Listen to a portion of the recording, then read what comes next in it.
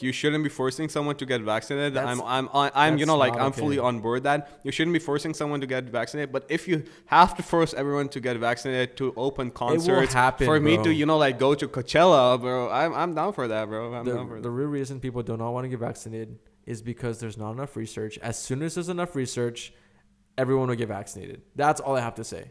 I just want to be safe. I want to keep my family safe, and I want to tell them it's safe to get the vaccine when there's enough research that comes out that it's safe. That's all I have to say. I don't want to be the first person for anything. Like, for example, Elon Musk is making that Neuralink thing, the brain chip, and I want to get it, but I'm not going to be the first or the second or the 10,000th person that gets it. I'm going to be like 3-4 years down. I'm going to get the version 3 or the version 4 of that same chip, and I'm going to get that version. I'm not going to get the first thing. I'm not the guy to go ahead and be the first in line to the vaccine, first in line for Neuralink. I'll be the 10th millionth person that gets it. It makes sense? If you're given the opportunity to go to Mars right now, but you have to stay on Mars for the rest of your life, would you do it? No, because I'm not going to be the first one. If I was the 10th millionth person to go to Mars, yeah, sure. But I'm never going to be the first one in anything. I feel like that's, you know, like, that's against the entrepreneurial energy. No, that's for safety, buddy. No, that's that's against the entrepreneurial code, bro. We're here to break boundaries. I'm the first one to innovate in the company. I'm not the first one to risk my life. There's a difference, bro. There isn't a risk on going to life. Mars, bro. Bro, are you crazy? Going to Mars? Is there a risk? You can die from so many things. Radiation. That's the hype, bro. That's the hype, bro. I'd go to Mars any day of the week for the rest of my life, bro. I'll go talk to you. It'll be so fun, bro. Like, seeing, bro, like, what if you meet, you know, like a Martian woman, you know, like, no fulfillment over there, like, bro, you'll become the first Martian to, you know, like. Those are pioneers. First human to vet a Pioneers Martian. and entrepreneurs are different, bro. Pioneers are the first to do whatever, and entrepreneurs are the person that could use that same specific person to their advantage. What if you have to go to Mars in the next... I'll send you to Mars 20 and market that and profit off of that, sure. 20 years down the line, but you'll still be the first person. You'll be 40 years old. You'll be 40 something. I'm not going to be the first person, bro. 50. I want to be... Bro, you've lived your life when you're 50 years old. No. What if you're 50 and they say that you have to go to Mars for mankind to go to Mars? You have to be the first person. Yeah, then I'll go. Why not? Screw it. But I'm not going because they need to send a test dummy out there to die. And then after that, oh, okay, we figured out the soil causes cancer. You know? I don't want to be that guy. I would be the guy that they, you know, spend trillions of dollars on and they send him in a nice, cool, luxurious rocket ship straight to Mars. You know, that's the kind of guy I am. Yeah, you can't convince me to go to Mars. You can't convince me to get the first vaccine dose. I'm just being honest, bro. As an entrepreneur, though, I like what you're saying about the entrepreneurial spirit. The entrepreneurial spirit is being the first innovator in a specific business industry. You're talking about risking your life and doing all this crazy stuff that entrepreneurs don't need to do. I don't need to freaking find out how to, you know, the first person to start flying or something like that. I don't need to be that guy. I need to be the guy that's been the first person to find out a new software that can 10x a person's business and sell that to the people that are business owners. That's the kind of person I want to innovate as. I want to innovate as freaking Jetpack Man. Bro, with your conversation, I'm getting more and more of the Joe Rogan feeling, bro. Have you been watching too much Joe Rogan lately? I love Joe Rogan. Joe Rogan's awesome, but I'm never going to be persuaded from another person's motives and mindset. He does relate and combine or pretty much compare and contrast with things that I say. You know, I agree with a couple of things that he says, but I also disagree with a couple of things he says. Just in general, that's everyone. You know, I will never get persuaded from a person that I want to be like him, or just because I listen to his podcast, I'm going to pretend like I'm him.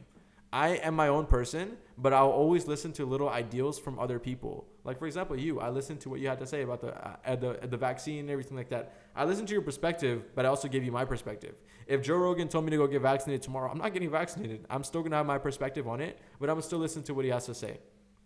No, I understand 100%. Yeah, so holding on, man, making some big investments and all of that stuff coming through, you know, like getting this podcast room 100% set up. So I think we shared this in another podcast that we do on the marketing channel. On this podcast, we didn't share. We're bringing some, you know, like new technology into the studio. The studio already costs a lot of money. Yeah. The studio, we're spending more money. So I explained to the people that what we're trying to do with the whole room. So we're trying to make this a virtual podcast. And what that basically means is that we're going to have guests that are going to be live in the podcast studio, but not really here. So there's going to be like a digital screen.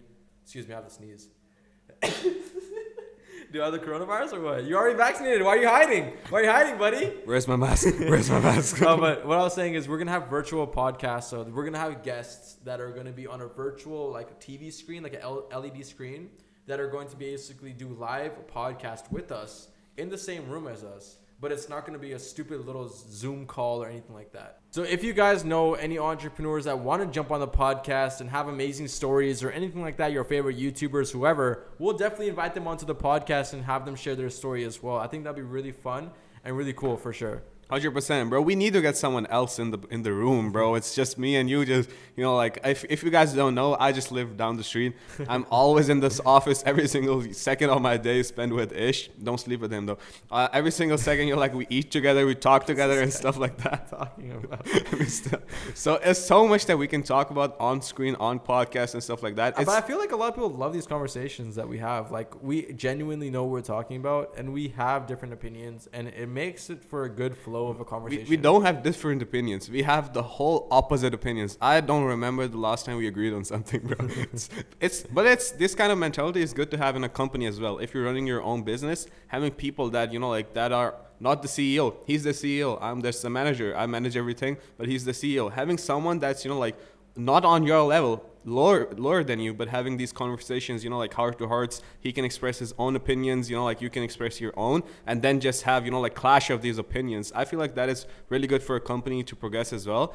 And down the line, you know, like it can help your company innovate. If you want to innovate something, there's not always just one idea. There should be multiple ideas, and then you should, you know, like focus on the idea that is different, that is the better idea. And I feel like me and Ish are friends, but have really different, you know, like personalities, and that is really good for the podcast. But most definitely, we're trying to innovate with the podcast and stuff like that.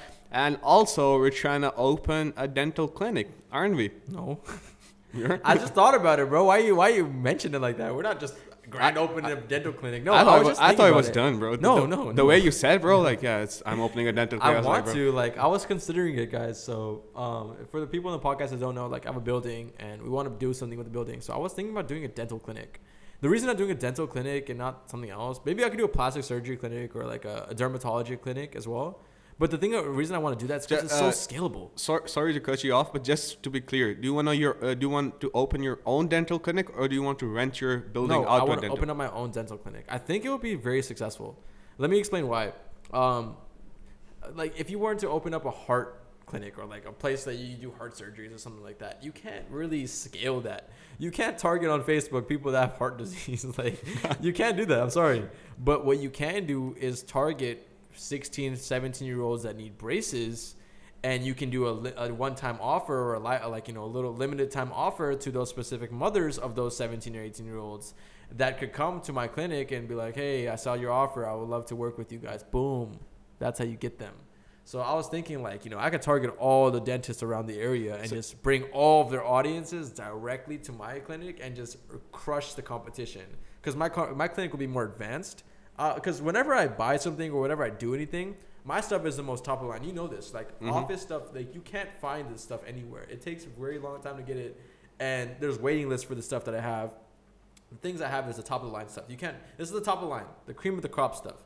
So I have the most advanced technology in my dental clinic. And the patients that I have, or just the atmosphere, the aroma of the dental clinic will be so amazing. Like, you can't find this stuff like in the area that we are in. Like, trust me. Bro, the dental clinic, I feel like it's such a gamble though. Where I live, just down the street, there are 3 dental clinics. You must have seen those 3 dental clinics. They're, you know, like a street apart. Okay. One of the dental clinics makes like 90% of the money in that area for as a dentist. For the other 2 are just, you know, like living off. They just make enough money to pay the rents. And I feel like it's such a gamble because I've seen, you know, like that in my daily life, that it's such a gamble to open a dental clinic. But the thing about those dental clinic people is that they aren't doing the dental clinic the right way. I'm a marketer, bro. I understand what business is. I can kill everyone else. First of all, a reason a person's going to go to a dental clinic is because of affordability, cost, and, you know, aesthetic of the company. Is it a reputable company or not? We're going to have the best reviews. We're going to have the best technology, and we're going to have the cheapest prices. There's no reason for a person not to come to my dental clinic, and I'll corner the market. Okay, talk to me about this. You open the dental clinic, Yeah, you know, like sure. let's just say the clinic is opening tomorrow. Okay. What's the first step that you take I'm to running- bring in an audience, to bring in people that haven't even heard of your dental First of all, I'm clinic's gonna name? hire really good talent. So I'm gonna run Facebook ads for doctors or dentists around the area that have really good qualifications that understand dentistry at a next level. Okay, I don't know anything about dentistry, but I think it's a profitable business. Okay, you get a VA, a PA, a personal assistant, a desk person, a desk lady, or whatever, and get the rooms and make them so technological advanced, like you won't see this stuff in other places. So first of all, I'll do that. Second of all, I'll get the best talent in the game. So I'll crush the competition just by skills that we have in our dentist clinic. We'll be able to offer things that other dentists cannot offer because we have the technology for that.